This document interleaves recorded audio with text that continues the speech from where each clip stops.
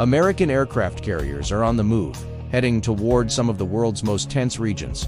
From the Middle East to the busy sea lanes of the Pacific, a major repositioning of naval power is happening as we speak. This isn't just a standard shuffling of ships. It's a clear and deliberate response to growing global crises. The big question isn't just if these massive assets will be used, but how and where.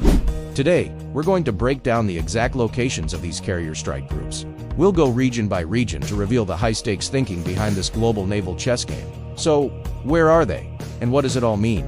Before we get to the map, you need to understand what an aircraft carrier really is. Don't just picture one ship. Picture a carrier strike group, a CSG.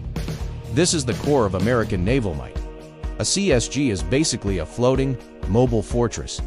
The centerpiece is a nuclear-powered supercarrier, home to more than 60 advanced aircraft. But it's not alone. It's surrounded by a ring of steel-guided missile cruisers and destroyers, armed with the Aegis combat system, which can track and eliminate hundreds of threats at once. And hunting quietly below the waves is a nuclear-powered attack submarine. A single one of these groups packs more firepower than the entire air forces of many countries. It's 100,000 tons of American territory that can sail anywhere on the 70% of the planet covered by water. It projects power, delivers aid, secures trade routes, and brings overwhelming foresight without needing anyone's permission to park.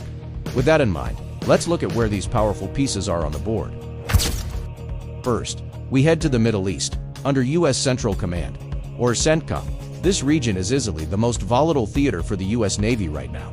The main issue is the rising tension with Iran and its proxies, especially the Houthi rebels in Yemen, who have been attacking international shipping in the Red Sea. Currently, the USS Carl Vinson and its strike group are holding the line in these waters. Operating in the Arabian Sea, the Vinson's job is to defend shipping, deter aggression, and protect U.S. interests. While its F-35C and Super Hornet fighters provide air cover, its escorting destroyers have been doing the heavy lifting, intercepting a relentless barrage of Houthi drones and missiles. But the Vinson has been on a long deployment and is about to get some relief. The USS Nimitz has been pulled from the Indo-Pacific and is now en route to the Middle East. Officially, this is a scheduled rotation to replace the Carl Vinson, which is nearing the end of a tough tour. However, the accelerated timing is a direct response to the escalating crisis. This isn't a simple 1-for-1 swap. For a short time, both the Vinson and Nimitz strike groups will likely be in the same operational area. That means 2 American carriers over, a dozen warships and nearly 150 aircraft will be within striking distance of Iran.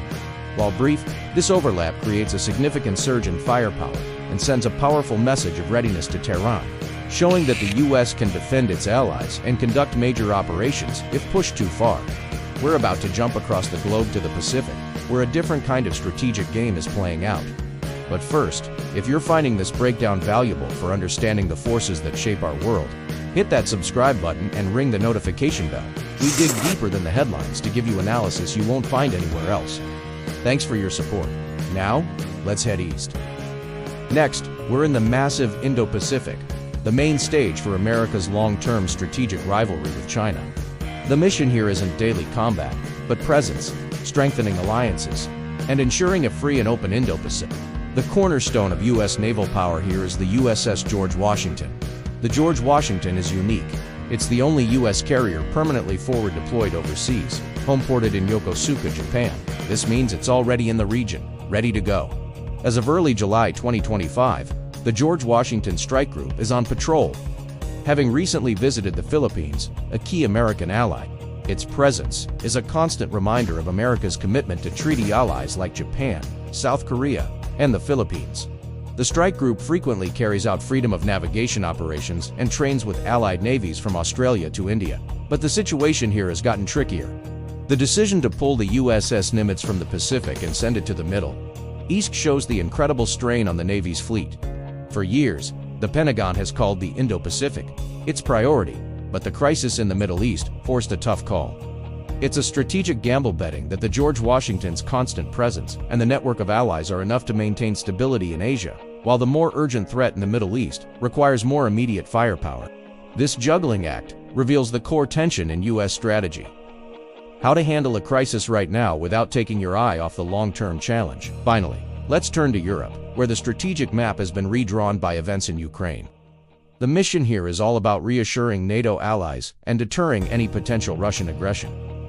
Back on the U.S. East Coast, the Navy's newest and most advanced aircraft carrier, the USS Gerald R. Ford, just departed from Naval Station Norfolk. It's heading for a scheduled deployment in the U.S. European Command's area of operations. This rotation will support NATO allies, involve high-level training in the Atlantic and Mediterranean, and show off the impressive capabilities of the new Ford-class carriers. The Ford is a true game. Its electromagnetic catapults can launch about a third more flights per day than older carriers, and it's built for a future air wing of both manned and unmanned aircraft. Its deployment to Europe sends a message of both solidarity and technological advantage to allies and adversaries. But its position offers another crucial benefit: flexibility. While its main destination is Europe, the Ford is now a key strategic piece on the global board. It's effectively a swing carrier. If the situation in the Middle East got dramatically worse, the Ford and its strike group could be redirected south, giving the White House a powerful third carrier group to surge into the region.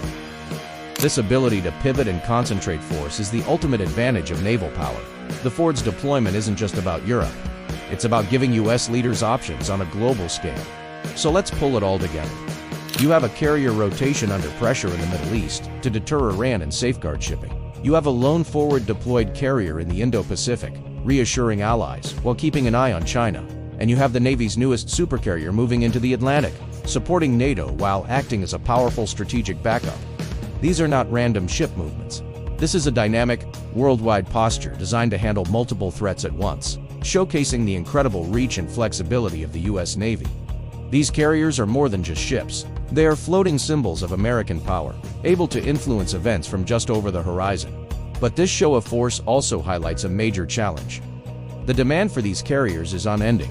Pulling one from the Pacific to cover the Middle East solves one problem but creates potential risk elsewhere. And the operational tempo for the thousands of sailors who keep these floating cities running is incredibly demanding. This leads to the final question. This global carrier posture shows America's impressive naval strength, but is this level of intensity sustainable? And what happens if another crisis erupts somewhere else entirely? I'd be interested to hear your thoughts in the comments.